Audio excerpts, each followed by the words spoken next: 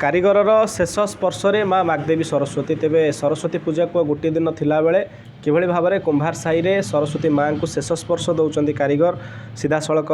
दृश्य camera person को भी देखेबे जड़े कारीगर मौसा आम सहित अच्छा मौसा बहुत सारा स्वागत आपको गोटे दिन रहा सरस्वती पूजा कौ पर्यायर पहुँचला। हाँ आसिक लास्ट पर्यायर पहुँचला लोक मैंने आसिक गहली लगिला अबिका सब बहिना सब मूर्ति दि जाइए आउ बाहर जो बिक्री मूर्ति होची से सब होची प्लास्टर मूर्ति चाइना मूर्ति ये होची हमारा माटी मूर्ति मृण्मय मूर्ति तेणुक यार चाहिदा बहुत अच्छी से मूर्तिर केमिकाल दि जाउची आमर केमिकाल रंग नुहे आमर ये साधारण रंग तेणुक एथेरे किसी असुविधा ना आम कोचिंग सेंटर है सोनी ट्यूटोरियल मालीझाई अच्छी आम 30 वर्ष संस्था है सब वर्ष कुंभार साई मूर्ति नहीं जाऊँ कुंभार साई प्रसिद्ध मूर्ति कारीगर मैंने भल कारीगर आ चाइना मूर्ति तो बजार मिलूँ ये तो आठ सस्ता कि ये मूर्ति आमर 30 वर्ष चलती आम सब ये नहीं जाऊँ प्रस्तुति सरला बाकी आमर कलर कम चलती किस समय आँखि फिटा फिटी सिंगार हो ठाकुराणी आमर प्रस्तुत हो मो हिसाब से मु 30 वर्ष है कम कर आसली आ बाकी आम साई भाई मैंने सब काम यहीटा तो आम से कहीपर आम बापा जेजे बापा अमल सब मसे गोटे मस पूर्व आज्ञा पढ़ुची आज्ञा पढ़ुची सब साई कई आम साई लोक प्राय कई किसी कहूना कहते आम कथाटा रोने बाकी अलग जो साई मानक से बास कर आसिक रही रही मूर्ति तैयारी कर से कारीगर भाई गराक भाई मैंने सब नहीं जाऊँ कि मूर्ति टी फिनिशिंग हो आम ओडिशा लोक आम ओडिशा मूर्ति एठिकार ये हवा कथा आटा करना जेहेतु आमर किसी पावर ना सब आसूची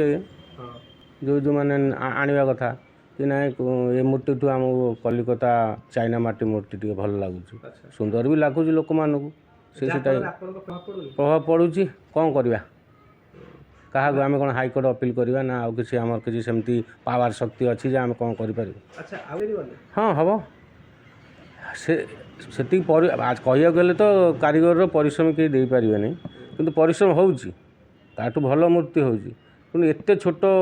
कलाकृति से सब छांच रखी रबर छांच रबर डाइस द्वारा से प्लास्टर काढ़तु बा चाइना माटीर काढ़तु काढ़ी कुड़ी सेपटे कलर एमती आसुचे गोटे शाइनिंग कलर इे भी आसला आमर शाइनिंग कलर जेहेतु मारदेला कौन सी भारी फिनिशिंग आसे आ चकचक हुए जो से लोक मान आग्रह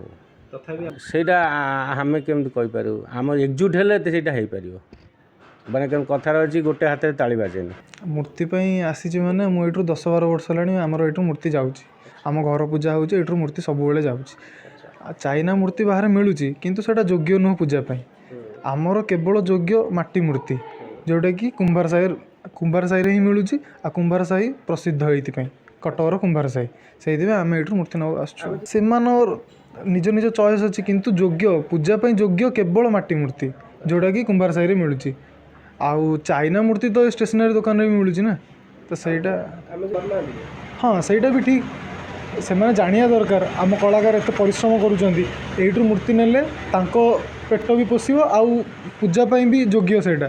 किंतु से न बुझिकी चाइना मूर्ति आणुचंती। निश्चित भाव में मौसा जमी कहते कि ये हूँ माटीर प्रतिमा जो माटीर प्रतिमा प्रकृत में पूजा करवा आम मान पक्षे शुभ होता है किंतु वर्तमान समय भितर बाहर आसुवा जो चीना माटी बा चाइना माटीर जो मूर्तिर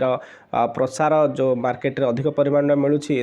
सुंदर देखा जाउछि जहाँफल लोक आकर्षित होउछन्ति ता द्वारा दुईटी किंतु क्षति होउछि। प्रथम कथा होउछि आम भाई मानकर पेट पाटणा को गोटे प्रकार प्रत्यक्ष व परोक्ष भाव में लात मरा होउछि।